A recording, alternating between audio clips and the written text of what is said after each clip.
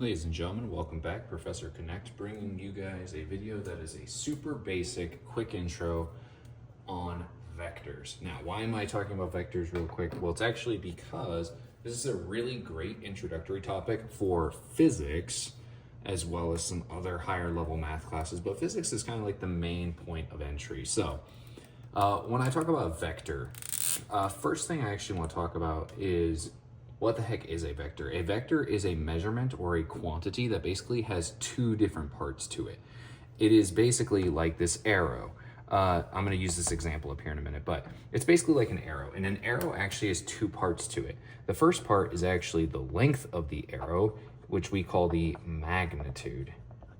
So the magnitude can be the size of the arrow, and the other piece that we actually have is going to be kind of going along the arrow, and this guy is what I would call the direction.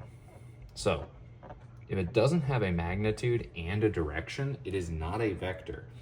So what are some examples of things that can be vectors? So first of all, velocity is actually one of, if not the most common, simple introductory vector, period, because a velocity has both a speed component and a direction. So it actually has both, which is why it's usually considered a vector. So another example for you is actually acceleration. And usually when I show a vector, forces can be vectors and such like that, I might actually visually see them written in like mathematical equation. I might actually see them written in ways like this, where I might have this little arrow over the top of a symbol, or velocity with an arrow, or acceleration with an arrow. And if it has an arrow, it means that it is in a vector form. And so basically vectors are representations of a magnitude and a direction. Now, the other visual component about a vector is this. Like, let's say I have different vectors, right? So let's say I have this vector right here. Okay, I could call this guy vector A. Okay, so vector A has two designated values, right? And I might actually give those designated values, right? His direction is to the right, his magnitude, let's say, since I kept magnitude in red, I'll keep this in red. I might say this is 5 centimeters. I might say that this direction is to the right. So in order for this to be a vector, I might actually say that the vector of this angle, like if I'm writing it out in English to help me kind of visualize this, I might say that this vector represents a quantity that is 5 centimeters to the right, or traveling to the right. So what other classes do vectors get used in? Well, not only does it get used in physics, which is kind of like the really basic introduction, but it also gets used in math. It gets used in pre-calculus and calculus to help represent story problems. For example, let's say, this is actually like my favorite way because it's a really simple way to use a vector. Let's say I travel north, and I travel north, let's say I travel 5 meters north. Well, now I have a magnitude, 5 meters, and I have a direction, north. So I can even label this as north.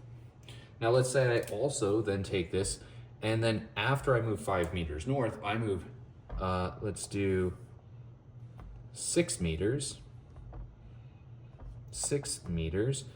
in this direction, which would be my east direction.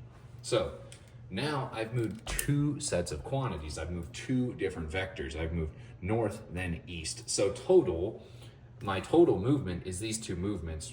So the last thing I want to tie in here, because vectors heavily tie into this, the total that I moved, the 5 plus 6, while it is 11 meters, this total is known as the distance. But if I look at my length from my start to my end, first of all, you're going to notice something. You're going to notice, well, first of all, you made a right triangle, which means you can actually find this length, which is really nice because you have 2 other angles. But this length right here is not distance, but this guy is displacement.